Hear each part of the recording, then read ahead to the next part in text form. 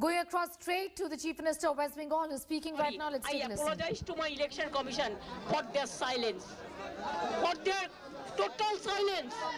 So many letters we have given, but absolutely one-sided they are supporting the BJP candidates. And under their instruction, BJP is getting so many provocation, and they are beating the people, they are murdering the people, and they are looting the vote. I think this will create another bad history. You know, in our democracy is the festival of the people. Democracy is the festival of the people. Now, if you don't allow the people to cast their vote, what do you think that election commission? Why people will say that election commission is impartial? My humble regards to election commission, all the members. Please take care. Please take care. What you have done for Nandigram and other parts, don't behave like this in the other time, next time also. Whatever you try, BJP will not win the election. In Nandigram, I am telling you, 90% vote, Trinamool Congress will win. The other parts also, the Chandipur, the Nandigram, the Haldia, and other parts also, Bakura, wherever the vote is going on. And every time, every election day, Narendra Modi is used to come to Bengal and give address. Why election day he will be campaigning? If we cannot campaign in the election areas, then why every election day the Prime Minister of this country, along with all facilities, including Doordarshan, including all agency, why he will be addressing the people every election day? Is it not wrong? Is it not violation of the conduct of election rules? They are, whatever they can do, they are trying. But I am sorry for them. One day they have to give the result for this. People will give them the befitting result, I can tell you. And for Nandigram and other parts, and for Bengal, for all my seats, 30 seat already election is over, today is also 30 seats. So all two, I am showing you, be perfect.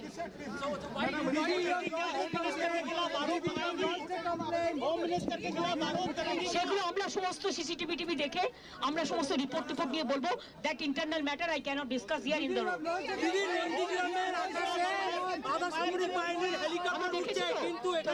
তোমাদেরও মেয়েদের যেভাবে প্রত্যেকটা BJP মিছিলে molested হতে হচ্ছে, I am so sorry. I am sorry, Mr. Election Commission, you must know, and Home Minister, how the women journalists are being heckled by BJP workers also. In every rally, please take care and tell your people to control your gundas.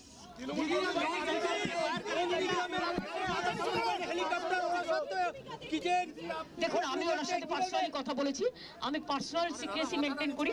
I cannot say whatever I discussed with the observers or whatever I discussed with the governor, that is absolutely my confidential and secret matter that I am not going to disclose.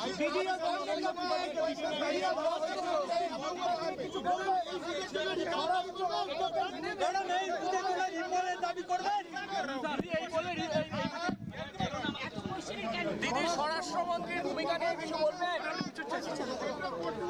দিদি अमित शाह पूछो ना, वो क्या करेगा बेचारा? वो लोग तो सेंट्रल फोर्सेस है, हम उसको लिए I am proud of them, हम उसको हमारा ब्रदर सिस्टर मानते हैं। लेकिन वो तो होम मिनिस्टर इंस्ट्रक्शन दिया है। क्यों इलेक्शन कमीशन होम मिनिस्टर का इंस्ट्रक्शन सुनेगा? और इलेक्शन का अंदर में अगर वो साउटिंग स्लोगन चले, पब्लिक को गांव से नहीं आने दे, तो किसका गलती है? इलेक्शन कमीशन को इसको बैड रिजल्ट नहीं हो रहा है, इलेक्शन कमीशन का बैड नेम नहीं हो रहा है। हम तो चाहते हैं इलेक्शन फ्री एंड फेयर हो। हम सेशन का टाइम में देखा, हम सेशन का टाइम में देखा, हम पूरे का टाइम में देखा, हम और भी बहुत सारे था जो इलेक्शन कमीशन ऐसा खराब इलेक्शन हम कभी नहीं देखा। चलिए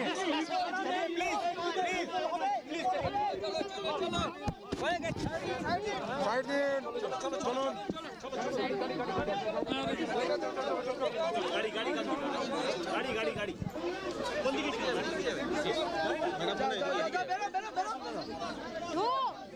কোন দিকে ছিল?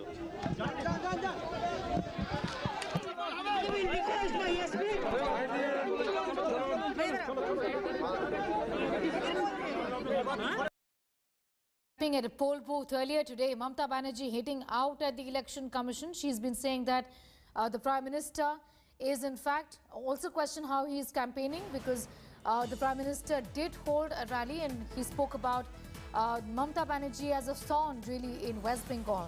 She's also raised the issue time and again of the manner in which central forces have been deployed in Nandigram and that this is working to the disadvantage of the TMC. The Election Commission needs to be partial. There is favoritism happening, is what has been alleged by Chief Minister Mamata Banerjee, even as Nandigram votes today. Of course, the battle is against Suvendu Adhikari, her once aide, and now with the Bharatiya Janata Party. Mamata Banerjee is accusing the Election Commission of favouring the Bharatiya Janata Party. Remember, there was high drama today where she alleged that goons have entered Nandigram. She's spoken about this on several occasions. In fact, she also was at a poll booth today and was...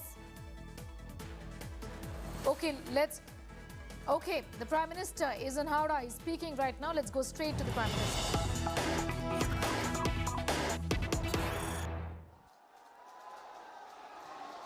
साथियों, 21वीं सदी के बंगाल को एक ऐसी सरकार चाहिए जो लंबे विजन के साथ यहां काम करे। आज जब देश अपनी आजादी के 75 वर्ष का पर्व मना रहा है तो बंगाल को ऐसी सरकार चाहिए जो अगले 25 साल की प्लानिंग के साथ बंगाल को फिर से एक बार उसके स्वर्णिम काल में वापस ले जाए। लेकिन ममता दीदी के 10 साल का शासन इस बात का गवाह है कि उनके पास इसके लिए न विजन है और न ही इच्छा शक्ति है। किसानों के लिए दीदी का विजन क्या है? पीएम किसान सम्मान निधि पर रोक। हेल्थ सेक्टर के लिए दीदी का विजन क्या है? आयुष्मान भारत योजना पर रोक। अर्बन प्लानिंग के लिए दीदी का विजन क्या है? रेरा कानून को लागू करने पर रोक। हाउसिंग के लिए दीदी का विजन क्या है? पीएम आवास योजना की सुस्त रफ्तार और ऊपर से कटमनी। सेफ वाटर, शुद्ध जल के लिए दीदी का विजन क्या है? हर घर जल मिशन के पैसे जो भारत सरकार ने भेजे हैं फाइलों में दबाकर बैठ जाना।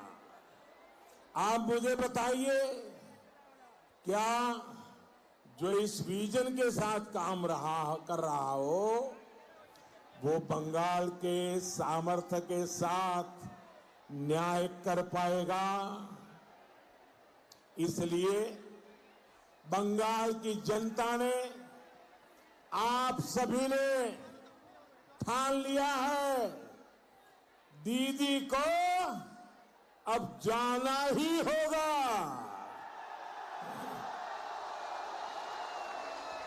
दीदी को अब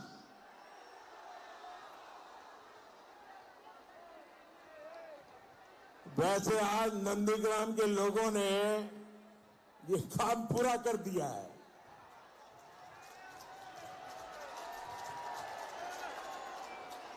अब बंगाल की जनता और इंतजार नहीं कर सकती। अपने भविष्य को बचाने के लिए, अपने बच्चों के भविष्य को बचाने के लिए, अपनी पहचान को बचाने के लिए बंगाल के लोग आज सिर्फ चुनाव में हिस्सा नहीं ले रहे हैं, बल्कि वो बंगाल के पुनर्जागरण का मार्ग तैयार कर रहे हैं। साथियों, बंगाल के प्रतिभाशाली लोगों ने दुनिया को दिशा दिखाई है। हर क्षेत्र में दिशा दिखाई है। एक जमाने में समुद्री ट्रांसपोर्ट का, इंडस्ट्रियल प्रोडक्शन का सबसे बड़ा केंद्र अगर देश का कोई था तो यही क्षेत्र था। वो भी दिन थे जब हावड़ा को इंजीनियरों का गढ़ कहा जाता था। ये संस्थान रिवर्स इंजीनियरिंग के उद्योगों के लिए जाना जाता था। ये वो समय था जब यहां सैकड़ों मेटल कारखाने हुआ करते थे, लेकिन गवर्नेंस की कमी ने, सुशासन की कमी ने ये सब तबाह कर दिया। नतीजा ये कि यहां के बड़े बड़े कल कारखाने इतिहास हो गए। आयरन एंड स्टील इंडस्ट्री हो, पीवीसी मोल्डिंग यूनिट्स हो, ऐसे अनेक उद्योग या तो बंद हो गए या बंद होने की कगार पर है। यहां के जूट उद्योग की स्थिति, जरी उद्योग की स्थिति सबसे आप भली भांति परिचित है। साथियों, जो भी बंगाल के पूर्वजों ने कमाया था, जो भी बंगाल के पूर्वजों ने जुटाया था, यहां जो भी सरकारें आई, सभी सरकारों ने बर्बाद करके रख दिया है। आज दीदी की सरकार की पहचान क्या है? दीदी की सरकार यानी तोलाबाजों की सरकार। दीदी की सरकार यानी सिंडिकेट की सरकार। दीदी की सरकार यानी माताओं बहनों पर अत्याचार करने वालों की सरकार। और ऐसे में बंगाल का नौजवान सबसे ज्यादा परेशान है। तेजी से बदलती हुई दुनिया में यहां का नौजवान हर रोज नए अवसर गंवा रहा है। नतीजा ये कि यहां के टीचर खून से चिट्ठियां लिखने के लिए मजबूर है।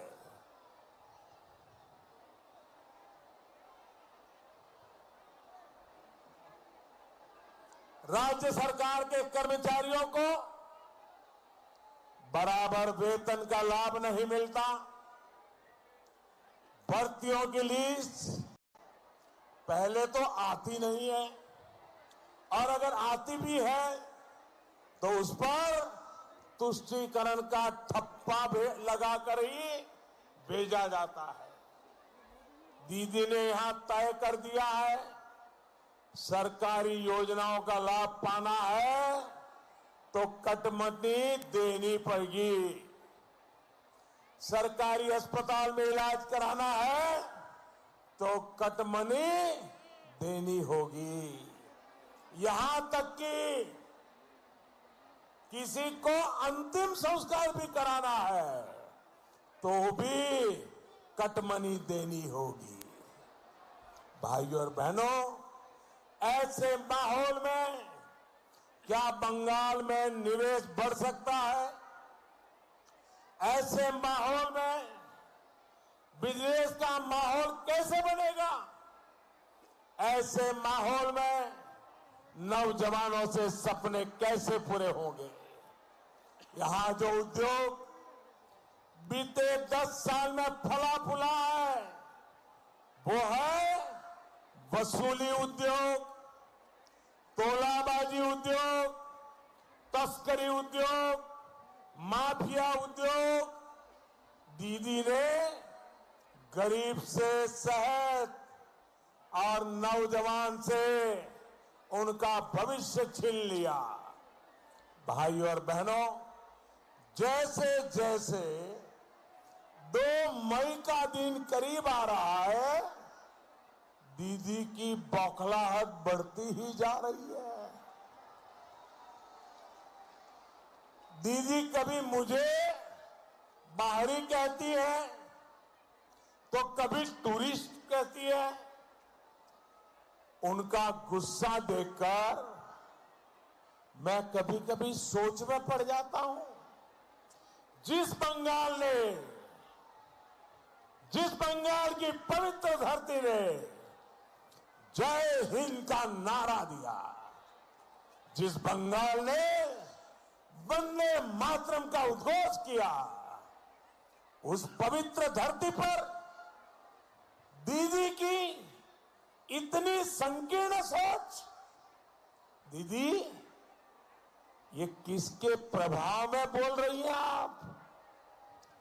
घुसपैठिए तो आपको अपने लगते हैं, लेकिन भारत मां की संतानों को आप टूरिस्ट कहती है। आपकी इन बातों को पूरा देश सुन रहा है। भाई और बहनों, बीजेपी वो पार्टी है जो बंगाल के सपूत मां भारती के लाल डॉक्टर श्यामा प्रसाद मुखर्जी के सपनों और संकल्पों से जुड़ी हुई है। जिस तिरंगे के लिए डॉक्टर मुखर्जी ने अपना बलिदान दिया, बीजेपी उस तिरंगे को कश्मीर से कन्याकुमारी तक पूरी शान से फहरा रही है। हम तिरंगे की आन बान शान के लिए मर मिटने वाले लोग हैं। ये बाहरी बोलकर देश के लोगों में भेद करना बंद करिए दीदी, बंद करिए। ये बाहरी बोलकर संविधान का पान करना बंद करिए दीदी। भाई और बहनों, मैं आपसे जानना चाहता हूं, क्या ममता दीदी इस चुनाव में अपने 10 साल के शासन का हिसाब दे रही है क्या? मैं जरा आपसे पूछता हूं, वो अपने 10 साल के काम का हिसाब दे रही है क्या? आप जरा बताइए, ये 10 साल के अपने काम का हिसाब दे रही है क्या? दे रही है क्या? पल का हिसाब देना चाहिए कि नहीं देना चाहिए? पल का हिसाब देना चाहिए कि नहीं देना चाहिए? पाई का हिसाब देना चाहिए कि नहीं देना चाहिए? नहीं दे रही है। सच्चाई ये है कि उनके पास हिसाब देने के लिए कुछ है ही नहीं। दीदी, ओ दीदी,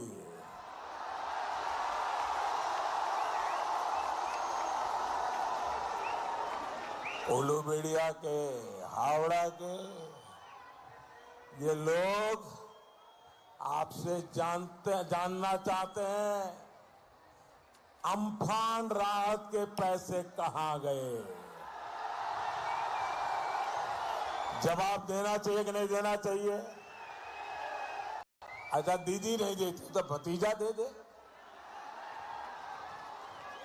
दीदी, आपको अंदाजा नहीं है कि बंगाल के लोग आपको बराबर पहचान गए हैं। बंगाल के लोग आपसे कितना नाराज हैं, आपको बंगाल के लोगों के गुस्से से अब कोई नहीं बचा सकता दीदी, कोई नहीं बचा सकता है। दीदी, दीवार पर लिखा हुआ पढ़ लीजिए, आंख खोल करके पढ़ लीजिए, कान खोल करके दीदी सुन लीजिए। ये बंगाल की जनता इस चुनाव में आपको सजा दे करके रहने वाली है।